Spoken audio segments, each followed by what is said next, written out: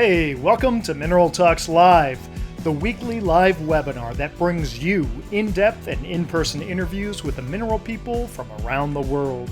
Mineral Talks Live is brought to you by a joint effort among the Mineralogical and Geological Museum at Harvard University, the Society of Mineral Museum Professionals, and Blue Cap Productions. Tune in every Wednesday and stay connected to your mineral world. Now, broadcasting live from beautiful Honolulu, Hawaii, the land of aloha, ukuleles, and shakas, this is Mineral Talks Live.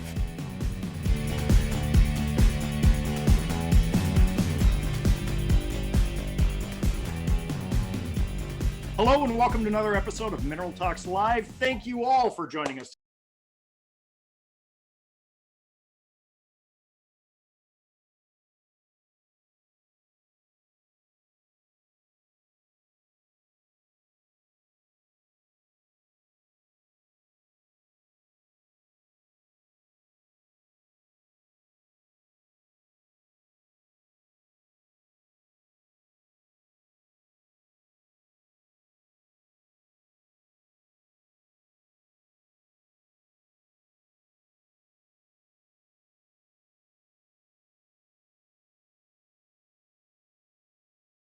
Today. I'm Brian Swoboda, the president of Blue Cap Productions, and we've got a great show for you today here. For those of you who are kind of tuning into for the first time, Mineral Talks Live is a new weekly webinar put on by myself, Blue Cap Productions, Dr. Raquel Alonso Perez, and Raquel, chime in for a second. I know it's not curator. What is the term? Curatrix. Curatrix, thank you. So she's the curatrix at the Mineralogical and Geological Museum at Harvard University. And we also have Dr. Eloise Gaillou representing the Society of Mineral Museum Professionals, also known as the SMMP. Great organization there. And there's Eloise. Now, this program came about as a result of a conversation Raquel, Eloise, and I had not too long ago. We were talking about the effects that the COVID-19 was having on our community and how many of us were feeling really a deep sense of isolation, especially in light of some of the mineral shows being canceled. We thought if we could pool our resources, we might be able to create a good list of people who'd be willing to sit down with us and chat about what's going on in their lives, especially in light of the pandemic. And Raquel and Eloise wanted to do it live, and after a bit of convincing, I agreed. And so we started Mineral Talks Live. Now, Mineral Talks Live is truly a global program, and I'm broadcasting live from the westernmost part of the United States, Honolulu, Hawaii, while Raquel, the other end of the country in Boston, Massachusetts, and Eloise is on the other side of the planet as she's tuning in live from France. So it's the three of us working together. That's why the times sometimes shift because of our schedules and because of our guest schedules. And speaking of our guests are going to include people from all walks of the mineral community all around the world. And while I'll be the face of the program conducting the interviews, Raquel and Eloise, they're going to be doing the serious behind the scenes work that really makes the show possible. And even you as the viewer, we're encouraging you to come and be a part of the program. You can participate through the chat and the Q&A windows located at the bottom of your screen, probably right around here. Now, the chat feature allows you to type messages to everyone watching and participating in the show. And if you do nothing else, at least log in, say hi to everyone, and tell us where you're from, because that's fun for us to kind of see who we're reaching. Now, during the interview, our guest and I probably not be looking at the chat window as we will be focused on our conversation. However, both Raquel and Eloise will be very active in those chats. So look for their comments along with everyone else that's participating. Now, the Q&A function also at the bottom of the screen, that's going to allow you to submit questions to our guests or to myself, and we're going to answer that at the end of the interview. We always reserve a little bit of time where Raquel and Eloise will read out some of those questions and we'll answer them as best we can. Now, finally, there's one other thing I want you to be aware of. At some time during the program, you may see a pop-up window on the screen asking a bunch of questions for our weekly poll. And that's kind of a new thing that we started. It's just a bit of fun. And this is where you get to predict how our guest is going to answer 10 random questions. And I don't know if Toma is aware of that yet, but we're doing this. So I'll ask the questions at the end of the show. And if you as a collective group get 7 or more of those questions correct, according to how our guest responds, we're going to give you a little bit of prize. And heck, Maybe we'll have a little bit of fun or a chuckle or two. So we're going to try to keep the show really casual, yet still informative and entertaining for you. So with all of that out of the way, we're about to get started. Raquel, Eloise, let's take a look at who we have online right now, where are they coming from, and let's go ahead and say hi to some of our guests. Hello. Hello, Toma, how are you? Fine, and you? Great. It looks like you've got a beautiful, beautiful sunny day there, or evening, I guess, in Sainte-Marie. Toma Bellicam is the Marketing Communications Director for the Sainte-Marie-aux-Mines Show, and he's broadcasting live from Sainte-Marie right now. How you doing there? I'm fine, and you? Oh, I'm doing very well, thank you. Now, so just so that we kind of explain what we're doing with Toma, in our community, we hear the term mineral show, and we all know that there are hundreds of mineral shows all over the world. However, when it comes down to the big mineral shows, there are only 4 that we really talk about. And in chronological order, these are the Tucson show in Arizona, about mid-January to mid-February. And it's a bit of a misnomer when we say Tucson show, because it's really about 52 shows in that 4-week period that make up the Tucson show. So we have that at the beginning of the year. In kind of the end of June, we have the Sainte-Marie show in France. And actually right now, if things were in a normal situation, all of us would be in Sainte-Marie, because this is the Wednesday right before the weekend of the Sainte-Marie show. So that goes on in the end of June. We have the Denver show in Colorado in about mid-September, and the Munich show in Germany that happens at the end of October. So these are the big 4. And while Tucson, Denver, and Munich are pretty self-explanatory in terms of where they are, the Sainte-Marie show, for many people who've never been, needs a little bit of explaining. So what I'm going to do is I'm going to pop up a map on the screen there. And what you're looking at right here is this is Western Europe, and that's France right in the middle there. And just for reference, we see that Paris is right there. Now, that red block right there represents the Alsace region of France. And you can see that there's Germany to the north and east, and there's Switzerland just to the south there. And so if we zoom into that area, you see that box is right where Sainte-Marie is. It's right in the middle of that, or at the edge of the park. And that little orange drop in the middle of there, that actually is the exact location of Sainte-Marie-aux-Mines. Now, a lot of people ask, okay, well, if it's there, what's the most convenient way to get there, especially if you're traveling from the US? One way that you can get there is you can use Paris as your hub, which I love to do all the time because I think Paris is just an incredible city. And when I travel there from Honolulu, it's about a 26-hour journey. And so as soon as I land in Western Europe, I'm pretty much all flat out and I just go straight to a hotel and sleep for a day.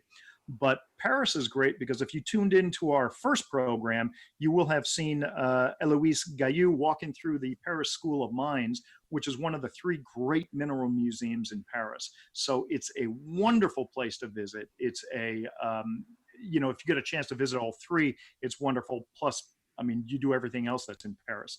Now, from Paris, it's about a 4 or 5 hour drive to get to Sainte-Marie. The drive is on wonderful highways, beautiful, beautiful drive, very relaxing. I enjoy that drive very much because I obviously don't get to drive very much when I'm on an island. So that is one place that you can come into, so many flights into Paris. And then usually after the Sainte-Marie show, I'll end up going back to Paris for a few days. Another place that is very popular to come into is at the top of the screen there. You can see that's Frankfurt in Germany. A lot of people prefer to fly into Frankfurt. Recently, in the last few years, I've been using Frankfurt as a hub just because I've been doing a lot of work in this area right here, which is Idar Oberstein. And so I've been flying into Frankfurt, going down to Sainte-Marie, and then coming back up to Idar Oberstein for a while. The drive from Frankfurt down to Sainte-Marie, you shave about an hour off. So it's going to be anywhere from 3 to 4 hour drive. Again, very, very easy drive, very nice German highways. Very efficient, except when they're doing construction. Sometimes the construction recently has been really bad. For a lot of people also who don't have the time to drive or they don't want to do that long drive, there's a place in the south here lower part of the screen, you can see that's where Basel, Switzerland is. And Basel isn't a major hub in Europe, but it's connected to all the major hubs. So it's very easy to get a flight right into Basel. And then from Basel, you could rent a car, and it's only a 1 or 2 hour drive up into Sainte-Marie. So that's a very time efficient option there. And one thing I want to say to the Americans who are traveling here, very easy to rent a car. You don't have to worry about driving on this other side of the road like you do in the UK or in Australia. A lot of the cars are manuals or stick shifts. So if you rent a car, just make sure that you get an automatic. They do have some automatics available. And this isn't like renting cars in the United States where you can rent it in one state and you can return it in another state.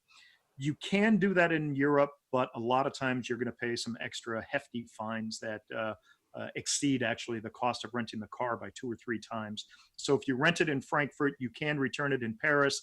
But one time when I quoted that out, there was a $700 additional charge. So it kind of behooves you to pick it up and drop it off in the same place. Well, anyway, once you get into Sainte-Marie, this is kind of what Sainte-Marie looks like right there. And it is as beautiful as it looks. It's unlike any other mineral show anywhere in the world. This is the Val d'Argent, which is the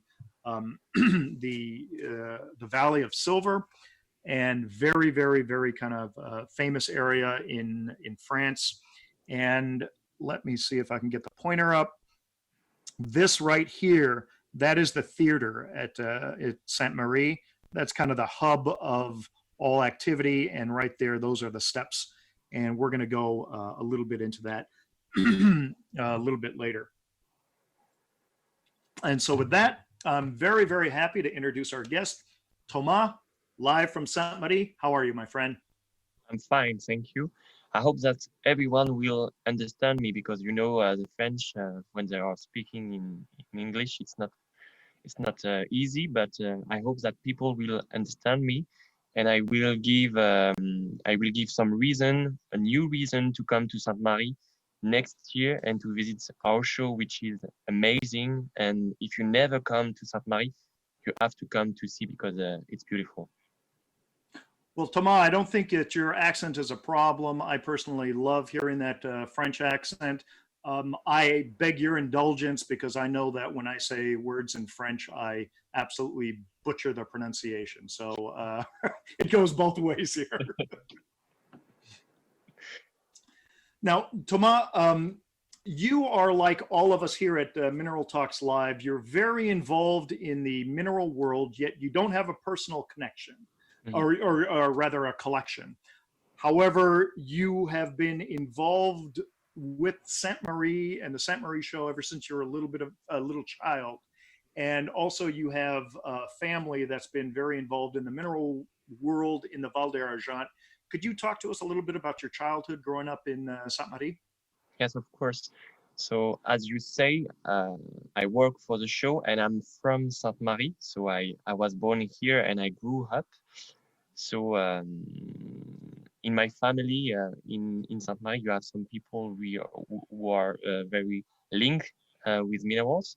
And for example, my grandfather was a minesweeper and he creates a lot of forest paths in the Silver Valley in Sainte-Marie-aux-Mines. But as you know, the mineral characteristic from our valley, from Sainte-Marie, is very rich.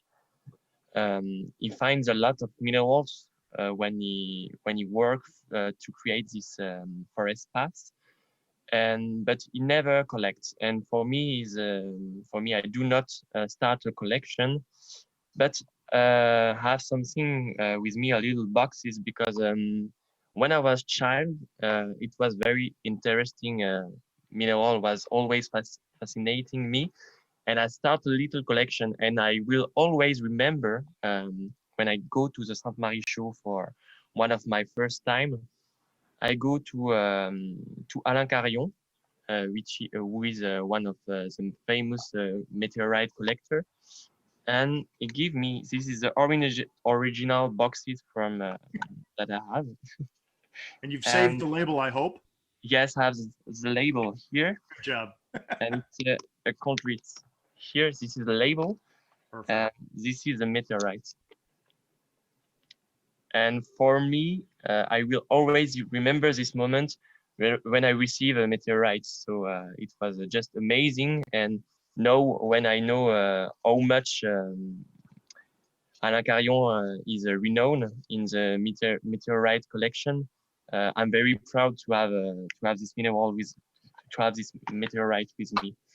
And Brian, you probably don't know, but when you are born in Sainte-Marie and when you are a child, you love to play a game after the show. So just one day after the show, the exhibitors are going back to their own town, and you see there is a tent and there is a lot of paper.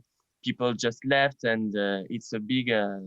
You see a nothing newspaper on the floor, Right. and one of the game now it's prohibited for a security reason because you have a lot of car which are driving the show. But when I was young, I go with my brother and my sister in the show when everything is finished to go in an exploration. So I was seeing for lost minerals or broken minerals, and every year we find some minerals, and for us it was a huge game because it was a little bit prohibited, but it was very fantastic to go and to be in exploration.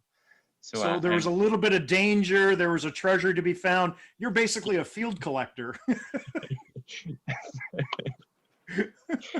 and this is I will always remember those moments. This is a good moment when you are a child and you're very linked to the show. I will spoke about it later, but for me now, my favorite minerals that I love to see it's the meteorites and Meteorites. particularly the palacites Uh-huh. with the olivine crystals. I think I found this mineral very amazing because you see meteorites which is coming from the sky, burning to the earth, and you find it and you find a treasure. It's not broken, and you find a beautiful color in these meteorites. And I love these minerals. And maybe one time I will buy a beautiful palisade for my personal collection. And for what I love in minerals, it's I prefer the gems and to see, for example, the beautiful work of Victor Tuzlukov. I was fascinated of the work he made it. Normally, we have to make an exhibition this year in Sainte-Marie with new fantastic stones, and of course the work of Patrick Derrière, which is who is one of the master in Ida Oberstein, and this work, his work is very wonderful, and it's amazing to see how much his work is realistic when you see, for example, a frog or another animals. This is very fantastic. Well, Toma, you're preaching to the choir when you talk about those two guys. Victor and Patrick are absolute masters in their craft. Actually, I think with Victor, the first time we had him on any of the What's Hot programs was when Eloise and I filmed him. He had an exhibit right there in Sainte-Marie. And I Yeah. don't remember the year, must have been 4 or 5 years ago. But the first time we ever featured Victor was at the Sainte-Marie show. And Yes. since then, we've featured him in many other What's Hot programs. Mm. And Patrick, I mean, what can you say about Patrick? He's going to be one of our future guests. Oops, spoiler.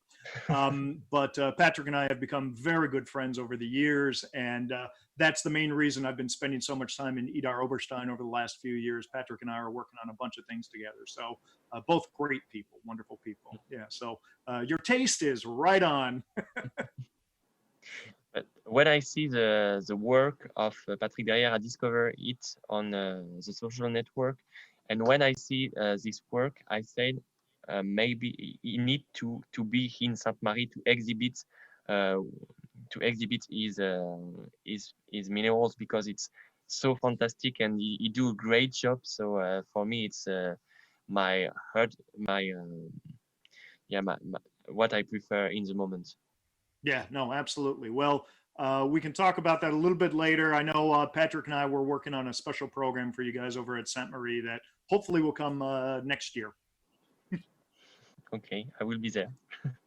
Now, Toma, when did you start working for the Sainte-Marie show? I know you grew up there and you did a lot of time as a kid doing the field collecting and the detritus of the what was left over after the dealers were leaving. But when did you actually start working for the show? You know, when you are born in Sainte-Marie and when you go to the to school at Sainte-Marie, every year you participate at the show. And for me, it starts at the school, because as you know, in Sainte-Marie we are working with more than 500 volunteers. They are working for the parking, to take a refreshment area, or to take a place where you can eat. Everything in the show is possible due to the work of the volunteers. So this is very important in Sainte-Marie. And when you are at the school, you work for the show. So when I was 10 or 12, I do not remember, but when I was young, I was working for the show as a volunteer to help my school to be there and to produce some sandwich for the exhibitors. And with this money we collect during the year, after we can spend this money in trip, or in everything we want to do. For example, when you are in a sport association, you can collect the money during the show, and after you can buy new equipment, or to to pay the competition. So this is very crucial for the valley. And after that, I was responsible of one of the counter entry in the gem area. That was a little bit later. That was in another association, and in I was entering in the show officially in 2012. Hmm. And at the beginning, it was as a exhibitors relationship during the show. This is a man in red that you can see during the The red show, and vest. you can Yeah. ask you can ask whatever you want. Where are the toilets? Where I can find this mineral dealer? And you can ask everything. So I was in 2012 working for the show, and 1 year after, I do all of my study in event management. So at first, it was to work for the show was not my first option. I do a baccalaureate in photography, so I'm a photographer, and I was go normally I have to go for my high school in Paris, in a high school of photography.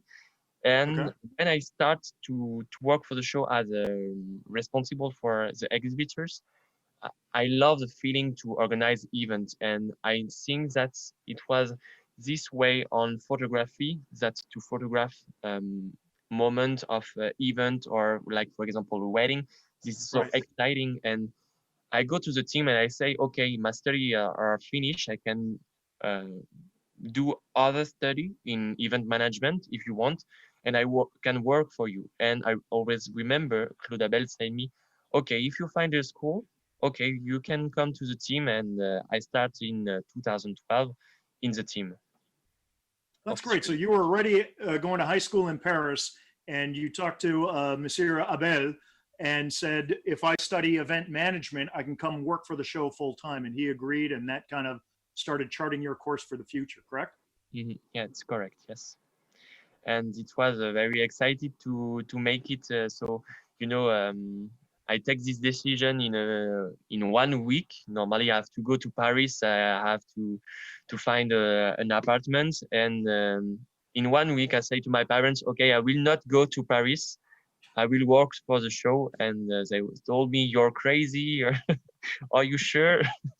And then I do my study, and now I have a yes, I know I'm responsible of. I was responsible in the first time of all the cultural activities you can find during the show, and now I'm in charge of all the marketing and the communication. So it includes all of what you can find during the show, except the exhibitors. But every promotion, every exhibition you can see, I'm in charge of organizing everything and to manage everything. So how is it that you still have gray, brown in your hair? Because it sounds like with that responsibility, all your hair would be gray by now.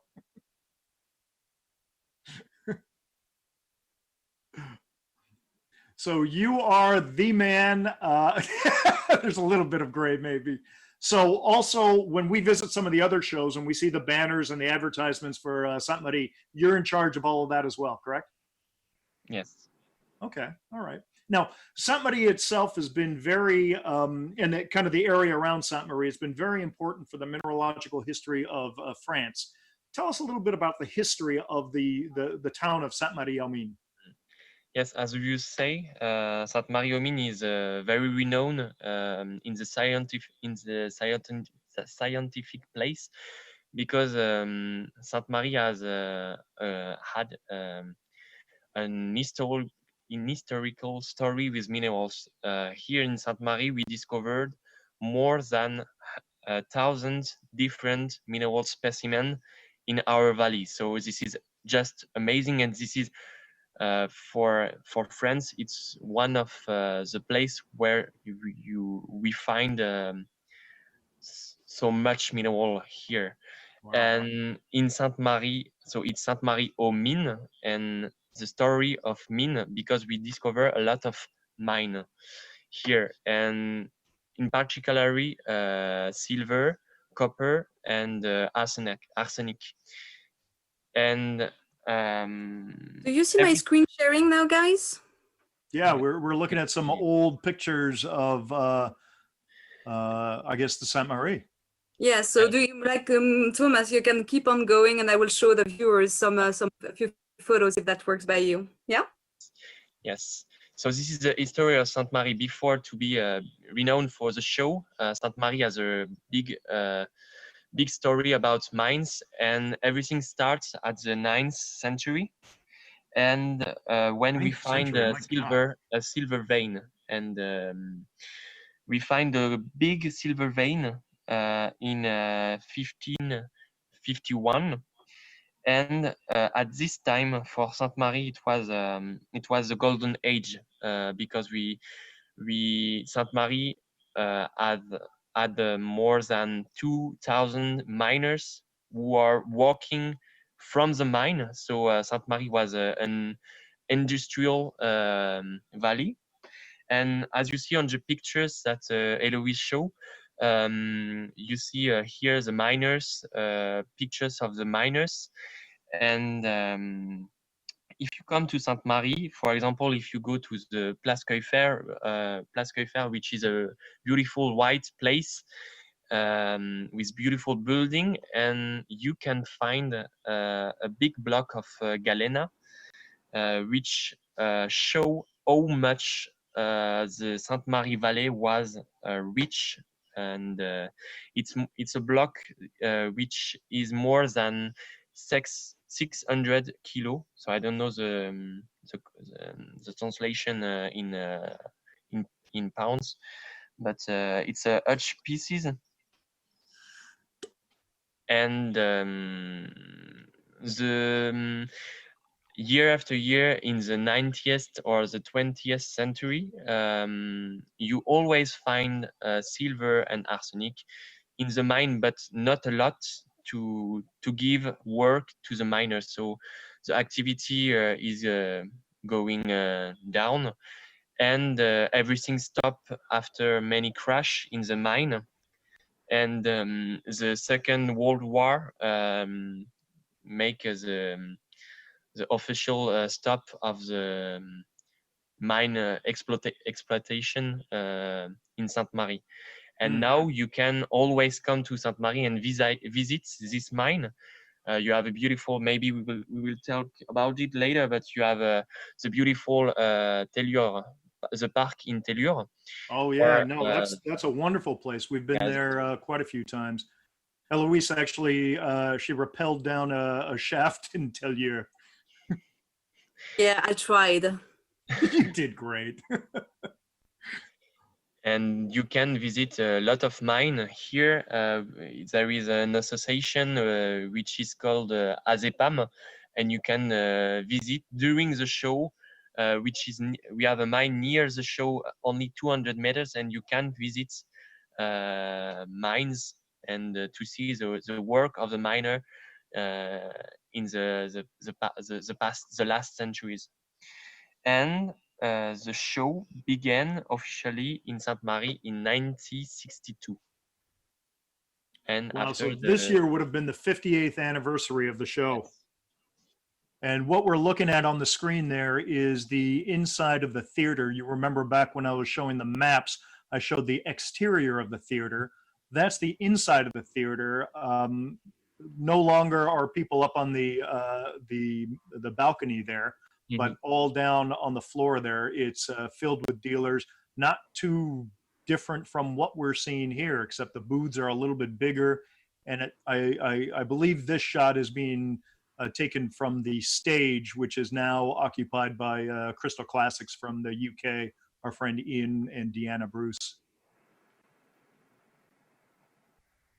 Classic photo. Beautiful building too. Those photos are around 1960, between 1962 and 1967. And on your right, you see here the first poster of the Mineral and Gem Show. At this time in 1962, it was the Journée des Mines, and it was François Lehmann who organized the show. And you see, the show was in April. It was not in the end of June, as you know. Okay. As you know, yes. And there is a story after. So here we see some pictures. This is a pictures which was taken from the theater. You see the roundabout, and you see the space. If you were in Sainte-Marie, you can a little bit recognize. On your left, you can go to the Parc Jules Simon, and in the middle right, you have the roundabout, but there is no desk information as you can see now. And the show starts in the theater, and for the first edition, it was only at the theater. There will be. So that's why you find some mineral collector at the balcony, because there is only one place, and you can see it. Yes, you see a lot of people at the balcony. And at this time, the show was only at the theater, and it's a few years after this event became renewed, but not a lot as we can know now. And 10 years after, the show grew up in the streets. So you see the Rue Haussmann streets. So it's on your right on these pictures. And there were some stand inside and outside. And the show starts to grow up year after year, and you will find a big grow up of the show at the beginning of the 20th century. So Eloise or Raquel, maybe you can cut back to my video and we can show a modern shot. Right, this is the photo I showed before, but if you look all along here, all of those white tents, this is, as Thomas was saying, this is how the show has grown. Those are all vendor tents all along here, back here. So you can see how the show's really grown.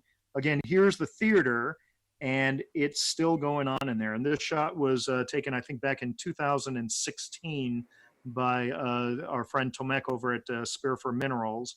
And you can really see that the show has grown. all over the place. Fantastic. And in 2019, we built more than 600 tents outside, so you can see how much it's bigger. And we have some place, typical place like the swimming pool place, which is very beautiful. We opened a few years before the Pavillon Osmond, which is a place dedicated to the fossil. This is very interesting to see if you never go to this place. And you have the Parc Jules Simon, which was open a few years after, a few years before. And you have another place here in 2019. The pictures that Brian showed, it's only the mineral area. So you will find every mineral collectors, fossils, meteorites, and etc. And we have another place which is 200 meters by foot, and this is the gem area, and we have 300 exhibitors at this place, and this place was opened in 2005. And at this place, you can find some jewelry, you can find jewel, and everything you love if you're a woman. Or even if you're a man. Eloise and I have been covering the gem area for the Sainte-Marie show. Gosh, I think we've been doing that from the very beginning, and we started doing the What's Hot in Sainte-Marie back in 2014. So it really is a gem and mineral show. And there's a lovely little train that you can take from one area to the other area, and it's just it's a wonderful place. Toma, we have a question from Peter Magot, which is, what's the total number of dealers that you get at Sainte-Marie? Yes, every year we have more than 1,000 dealers, so we are around 1,200 dealers. Exhibitors who are coming, so it's for the exhibitors, and for the dealers it's around 35,000 people who are coming every year at the Sainte-Marie show. So that's 35,000 guests that you have coming every year to the Sainte-Marie show. Yes. And I'm going to show at the same time a few slides of Sainte-Marie, if you don't mind. Yeah. Okay, so it's about 1,000 exhibitors and dealers and about 35,000 visitors. Is that correct? Yes, it's correct. Okay. How long is the show again? Remind me. It's usually for a full week or 3 days? So it's not as Tucson, for example, which is a lot of weeks, but it's not 4 weeks. I know that many mineral dealers and exhibitors want to do it as Tucson, but for the team we will be so tired if we plan it during, for example, 2 weeks. In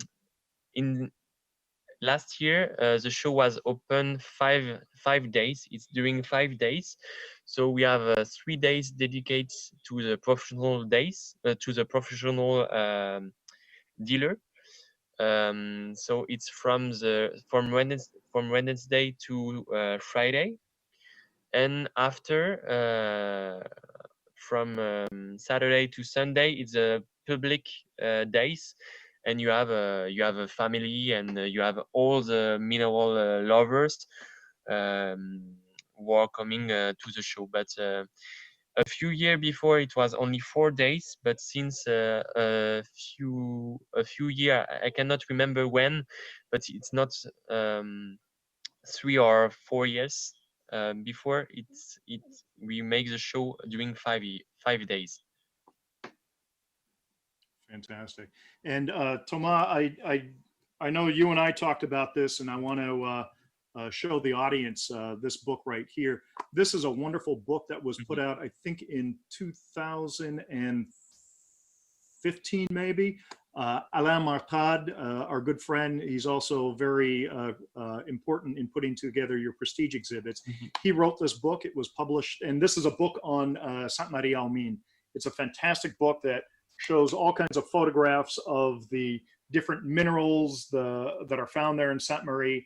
And it is a wonderful reference. It talks about the history of Sainte-Marie as a town. It talks about the geology.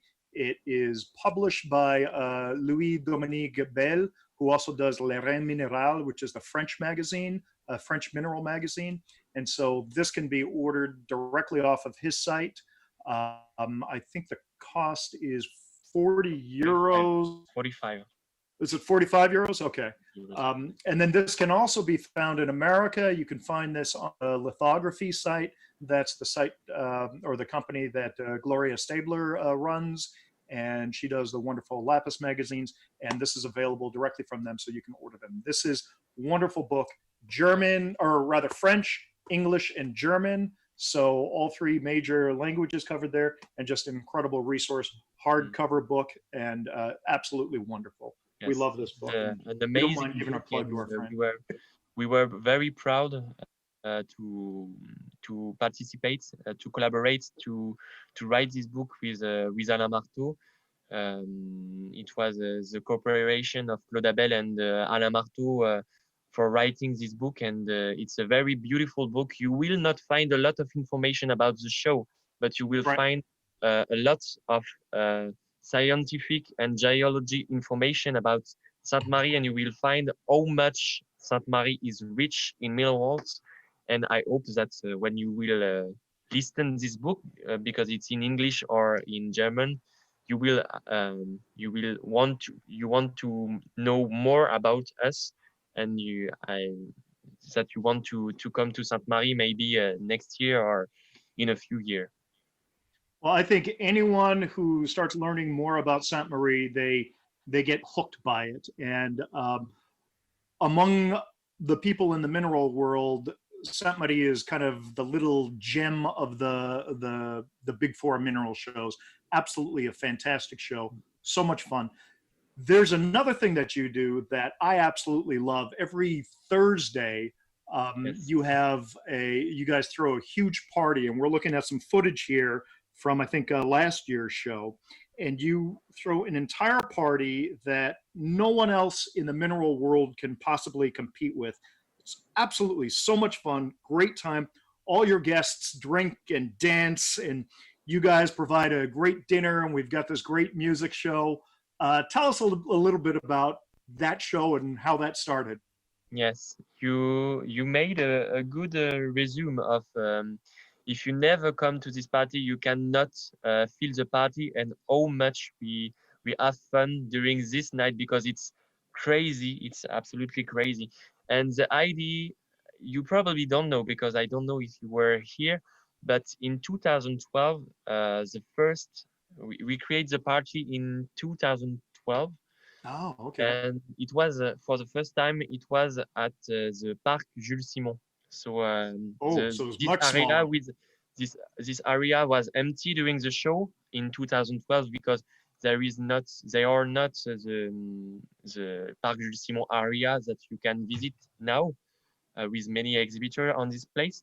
But this place was empty, and it was one of the idea of Claude Abel to say, okay, we have a show. Everything is good. People are here. You have a edge sun. You have a good experiences in Sainte-Marie. You have mineral dealers who are discussing with the exhibitors. But during the day of the show, everything is very speed. People don't have time. They have to buy everything. And the idea was from Claude Abel to say, okay, we will do a party for the exhibitors and for the minerals dealer and for the staff, for the volunteer, for the people from the service technique from Sainte-Marie-aux-Mines, for all of the people from the organization, every people who are making the show. We will make a party for these people, and this party will be on Thursday to make a big party to start the show. And at the first time for history in 2012, maybe you don't know this story, but it was during the Fête de la Musique. I don't know if you have this kind of party in the US Oh, or here. So it's no, a it party happens a lot for in France, music. but not here. Yeah. So every year it's 21 June, and in 2012 it was the Thursday, the 21 June, and there were a big storm, and everything in Alsace was cancelled. And I remember we were talking with the administration in the Haut-Rhin department or the Alsace region, and they say you cannot organize the party in 2012 because there is a big risk of storm, a lot of rain, and we take the risk to say, okay, we will do the show, and if there is a lot of just one rain, we will stop everything, but we will Right. take the risk to do the we were very afraid that it will be a fiasco, but Right. Right. it was amazing. So and 1 year after, we decided to go to the stadium to welcome more people, and every year we welcome around 3,000 people on this party, and everyone is dancing at this party, and it's I cannot describe it with true words how much it is important this day.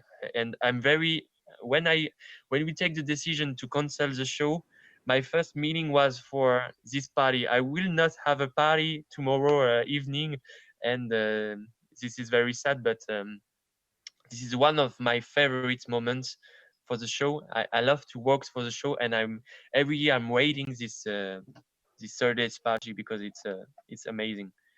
Well, I've got some Can I just video. chime in here? Can I just Yeah. chime in here to say that it was really hard to find a few photos of the party which were actually like showable to all. Yeah, I've got some videos that I can share, but I'm afraid certain people would never talk to No. me again. No, don't. You know, Toma, I do have to say the most difficult thing about the Thursday party is getting to work on Friday. And so the morning interviews on Friday are always the most difficult because we're all like, oh, what are we talking about now? But it's a testament to how much fun that show is. I mean, it's really a chance where everybody just kind of breaks out of their mold and they're celebrating life, if nothing else. I think that's such a great way to describe it. And you're right. You can watch videos, you can see photographs, but it pales in comparison to actually being there. It's such a wonderful event. And again, nobody else in the world ever does anything like that. And so it is truly unique. And I don't think anyone really can because they just don't have that outdoor venue that you guys have right there. Mm-hmm. And we are this party can work only if we have a volunteer. So every volunteer who are working for the show during the week, they are tired, and they take pleasure to come to the party, to the Thursday party, and they help to, because when you go to eat at the barbecue or to drink something, you see the same people who were present on the morning at the refreshment area or at the parking, and it's a big chance to have all of these volunteers who are present to make the show. And I would like to say thank you to all of these volunteers because without them, we cannot organize a party and we cannot give some fun to the people. And that's our identity, and they are very important to give that to the people. Absolutely. Well, I think the people that last the longest on the party there are two different groups. It's the volunteers and it's the curators and curexes, if I can say that. Hey, Brian. Brian, Yes, can you yes. show me some video where we can see curator war dancing, maybe? Oh, I've got those easily on my phone. Louis, but, can we? I'll show you offline. Now, Toma, a lot of people talk about mineral shows, and they are such a key part to our community in terms of interacting with the dealers and just kind of the whole the interpersonal thing. And there are a lot of people that are kind of feeling a bit disconnected. And it's really the reason that we started this show, as a result of some of the shows being canceled, yours being the first of the shows being canceled. However, online, there's a lot of what I feel is healthy discussion about what makes shows important to people. And a lot of people say that one of the key parts of any great mineral show are the exhibits. And you guys have what you call the prestige exhibits, and they are absolutely world class. A lot of people want to come to the shows because they say a show without an exhibit is just kind of like a shopping mall. So I know the prestige exhibits are extremely important to you guys. Unravel that a little bit. Tell us about why the prestige shows are so important to you and what you do to make those happen. Yes, you're right when you say that the prestige exhibit is very important for us. And the particularity of Sainte-Marie, but it's the same. It's the same things for Munich, for example. We are not only a mineral show where people are coming to spend money to buy some minerals. We have another part which is the cultural activities with some exhibition. Every year we try to make a focus on different things, and one of the most prestigious exhibitions that we organize is a prestige exhibit, and it's a unique exhibition because it's the only place where you can find an exhibition with public private collectors and public or institution collection. And for this exhibition, we are working with some museum, for example, the Museum of Paris, Mine Paris Tech, Confluence in Lyon, the Museum of Strasbourg. We are working with the British Museum and other museum, and it's a work with different curator. And every year we give a theme of this exhibition, and we can find all of the best from private and public collection in one exhibition. And this is the most important for us because we make promotion for the show, and we make promotion for every museum. And for us it's like to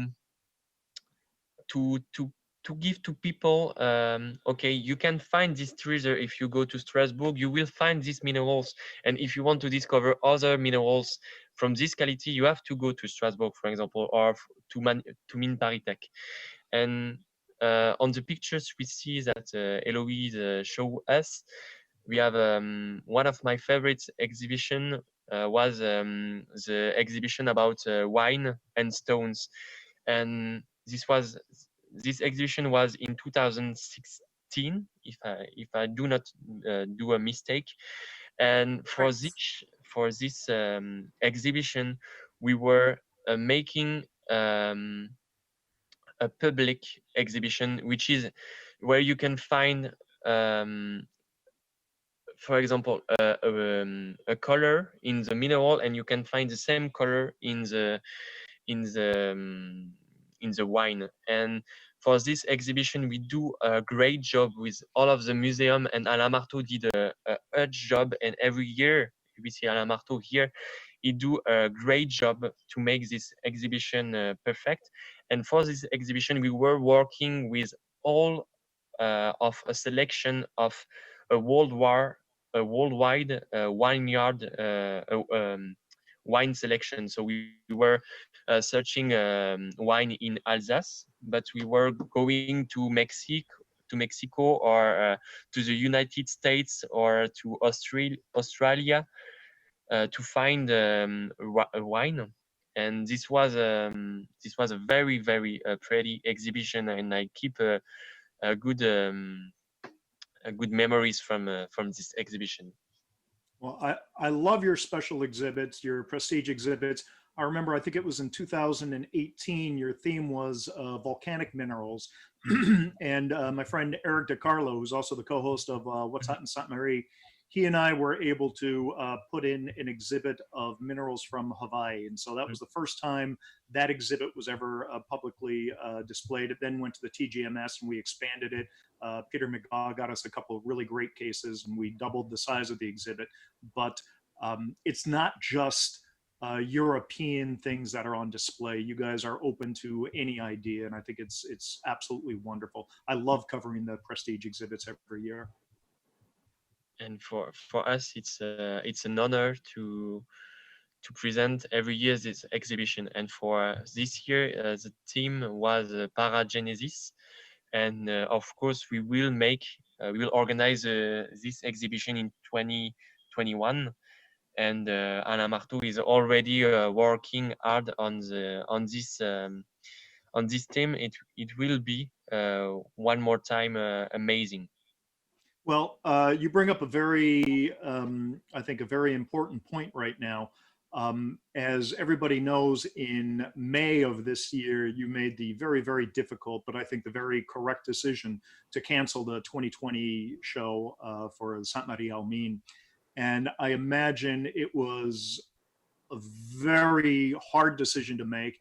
And there must have been many, many factors that you were evaluating leading up to that decision. And this is all because of the COVID-19 situation.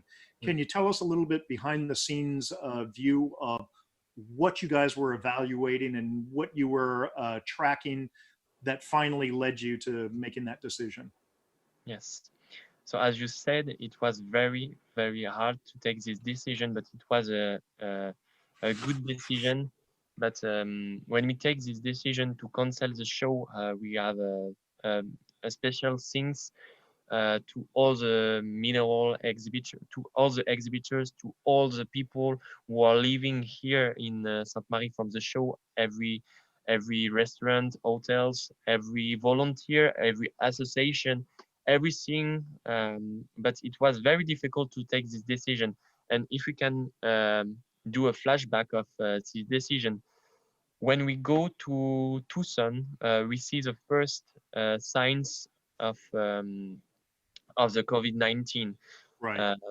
We were speaking with our exhibitors, and they say, this year Tucson is very slow, very calm. Some people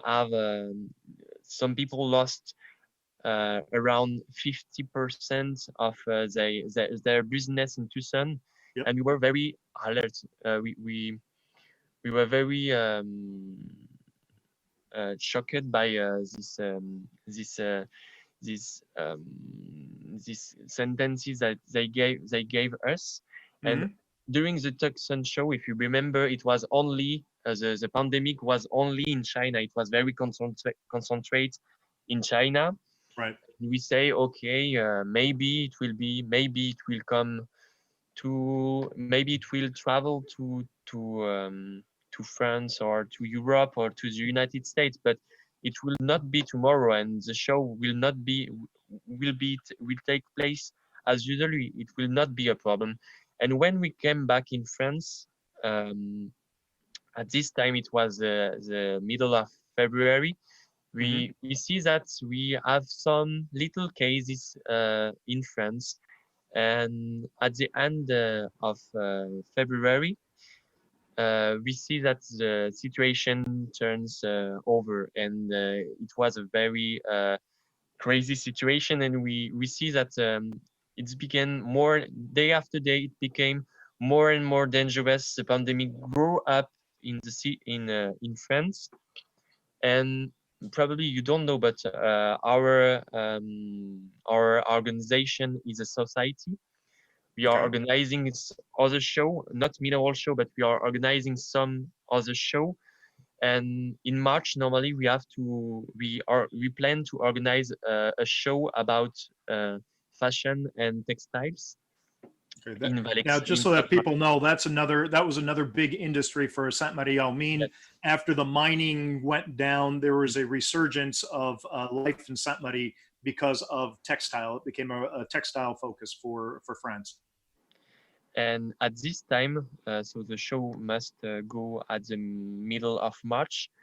And at the end of February, you have the evangelist place in you have a evangelist meeting in Mulhouse, and this is the start. Alors, Mulhouse is between is very near to Sainte-Marie and to Alsace. It's in Alsace. It's Okay. near to it's between it's if you see Strasbourg, you see it's between Strasbourg. It's between Saint Colmar and Basel, Mulhouse. It's very close to Basel. In Colmar and Basel, so it's south of Sainte-Marie. Yes. Yeah. And this event was in France, the start of the pandemic in France. You have 1,000 of cases, and the administration say, okay, if you are in Alsace, you cannot organize a show with more than 1,000 visitors. And at this time, we see that there is problem, but we see that it will be difficult to organize a show in June, because as you know, Sainte-Marie is 52,000 square meters. Everyone is Crowded in. Yeah. yes, they are going in the show. You have a lot of people, and it's only 4 days. And it's not like in Tucson when you have the show during many weeks, and everything is concentrate. And when we heard about social distancing, and when we heard about mask, we see that uh, it's not a good idea to keep the show in June.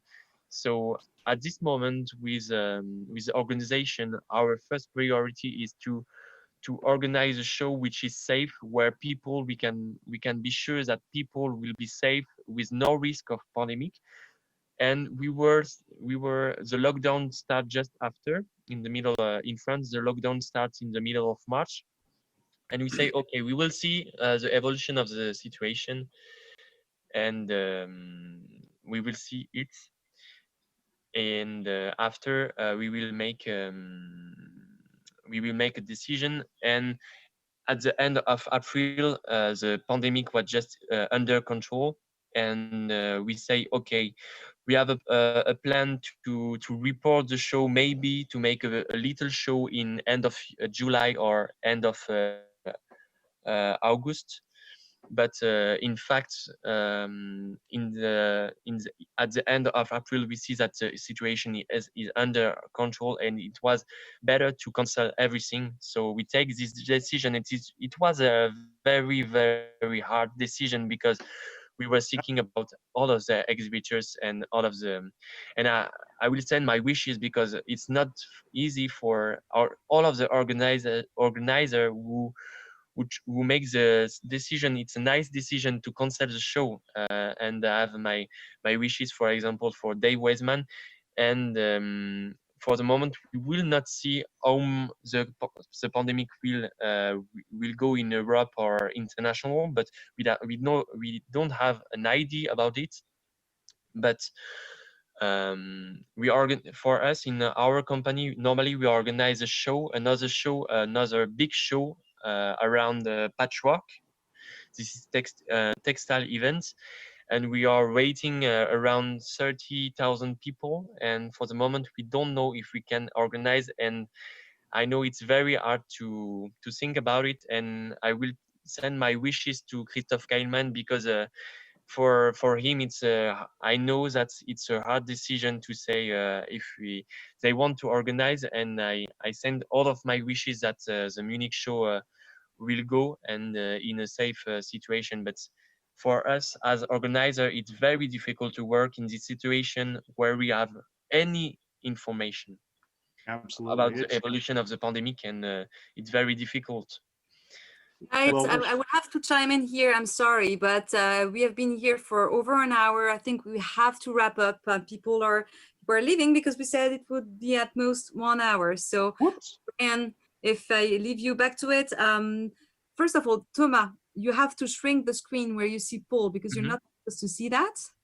Yes, And yes. for other people, you can actually guess the questions that Brian were talking about in the first place. And I will leave you back to it, Brian. Sorry for the interruption.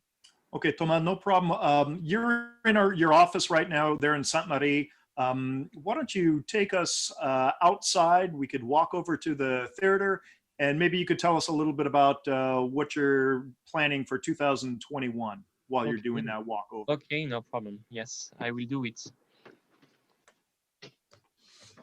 All right, so that's great. Thank you all for joining. I hope that you're answering the poll. Stay with us for a few seconds, a few minutes. I will take Brian on the spotlight in the meantime while Toma is getting ready here.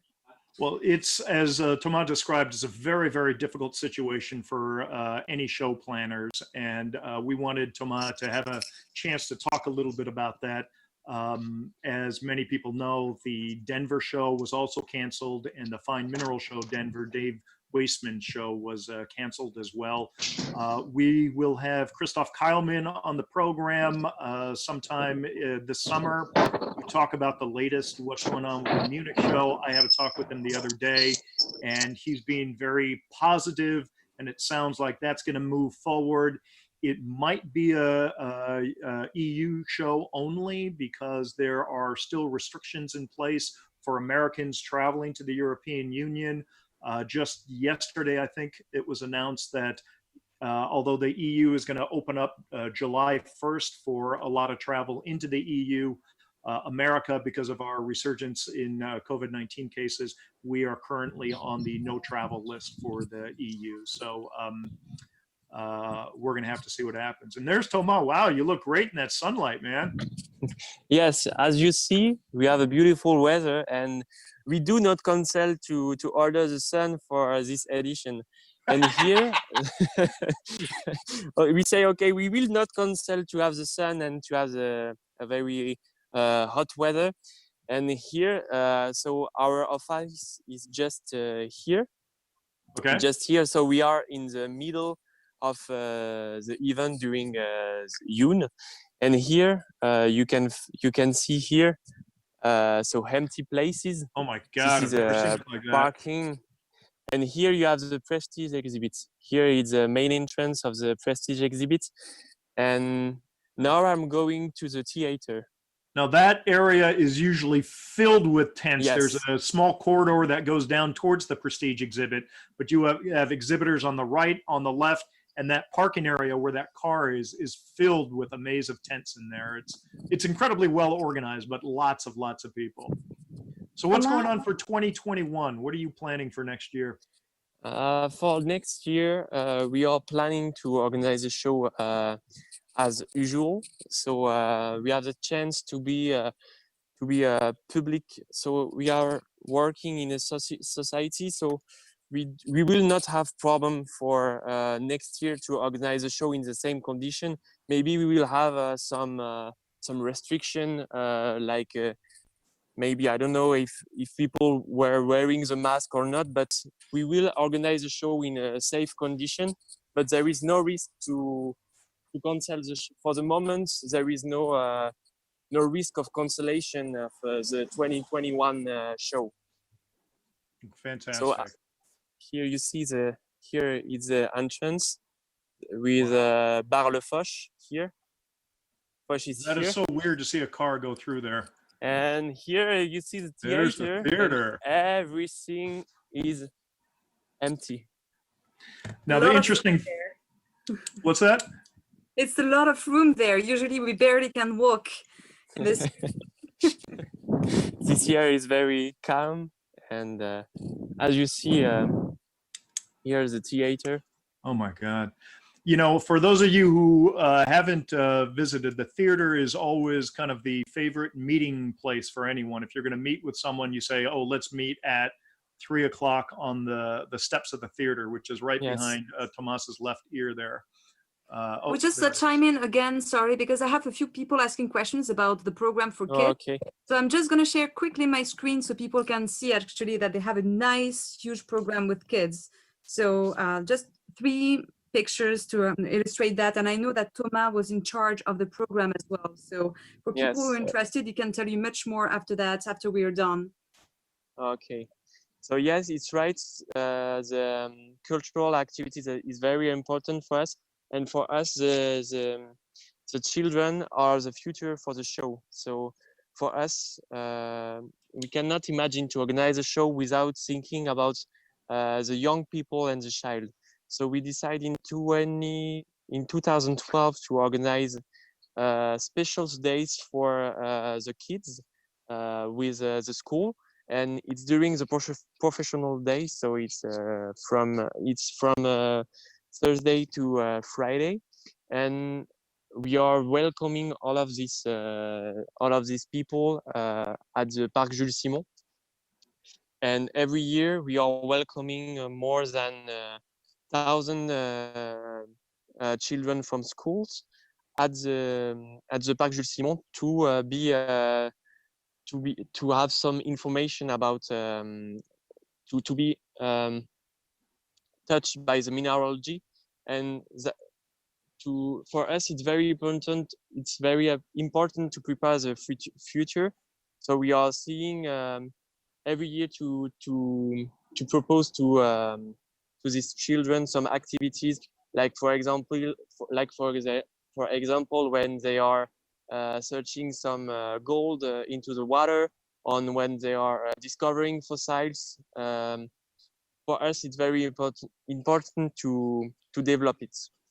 And maybe in a few in next edition, maybe not in, we will see, but we have some contact with the YMC, so the Young Mineral Collectors.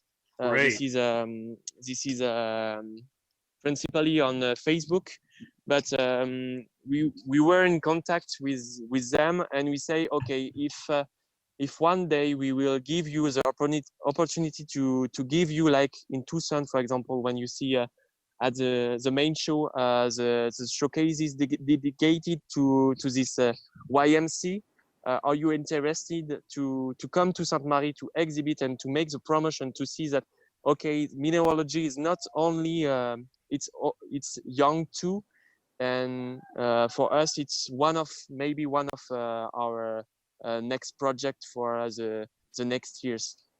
That's incredible. The YMC is, I don't think I'm wrong by saying it is the most active group of young mineral collectors. By definition, one of the requirements is that you have to be younger than 40 years old to be in the group. And they put together an incredible set of cases at the TGMS show. And they are a global organization, over 1,000 members now, very active. I love that idea. I think that would be a great idea. You know, we are way over time, but let's cut to the questions and answers. Eloise and Raquel, do you have some questions that our viewers have that they want answered from Toma? I think we have one question, but we are running a little bit too late. So Yeah. I would address that question. Feel free to write down emails with your questions. Okay, all right. Then do we want to then cut to our 10 questions, do our poll? Yes, let's Okay. do that. So now this part of the segment is one of our favorites. It's a new part, and we call it the Know Your Toma Bellicam. Yeah, okay. Wow, So I didn't see that. Toma, we got 10 quick fire questions I'm going to ask you. Okay. You have to just answer them as quickly as you can, and we're going to see what the poll says, okay? So the first Okay. question, Superman or Iron Man? Iron Man. Iron Man. For an aperitif, cheese or cold cut meats? Cheese. I'm Cheese. French. White wine or red wine? Difficult. Both. Well, no, you can't do both. White One or the wine, other. White wine. White wine. Wow. Yes. Mountain or beach? Nature. It's difficult too. Well, I these love the questions aren't beach. going to be easy ones. You just have to respond. Mountain or beach? Both. Both. Not an answer. Beach. Beach. Good. Day or night? Night. Night. Tennis or badminton? Badminton. Of course. T-shirt or button-down shirt? T-shirt. T-shirt? Yes. Okay. A real book or a Kindle? Real book. Real book. AC or a fan? A fan. Fan. And the last one, Because we car don't have or motor- AC here. You don't have AC there. Last question, car or motorbike? Car. Car. Okay. Let's go back to Raquel and Eloise. Let's see what the people said. Superman or Iron Man? Raquel, do you want to do it or I do it? Go Okay, I do ahead, Eloise. Okay, so people chose Iron Man, so they got it right. Iron Man. Ding, ding, ding, ding. Cheese or cold cuts? Of course, cheese. People know Cheese. that Toma is French. White wine or red wine? But it was almost a tie and people chose red, so no. Red. So that's another ding, ding, ding. They want to answer Mountain or both. beach? People thought it was mountain because, you know, like Because he's in the Sainte-Marie's kind in of the mountain mountain. area. Yeah. Okay. Day or night? People thought that Toma was a day guy and not a night guy. Oh. Tennis or badminton? People thought tennis and not badminton. Oh.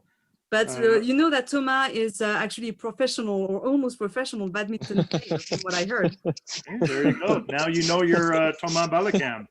T-shirt or button-up shirt? People thought button-up shirts, and that's not wrong. That's not right. That's right. Real book or a Kindle? Real book, so people got it right. Real book. AC or a fan? People chose AC because I thought that most of them were Americans. Ah, okay. And a car or motorbike? Car. Car. So we have 1, 2, 3, 4, 5 correct answers out of 10. That's a 50%. So in America, we call that failing.